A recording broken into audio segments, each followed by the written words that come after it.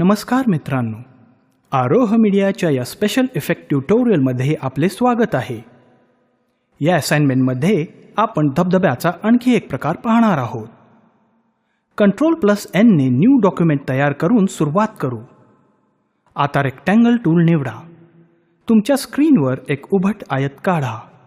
आयत निळ्या रंगाने रंगवा। आता डबल क्लिक करून त्याचे सिम्बॉलमध्ये रूपांतर करा। हा टाइप ग्राफिक म्हणून सेट करा आणि ही रचना मध्यभागी घ्या। आता सिम्बॉलच्या आतमध्ये जा।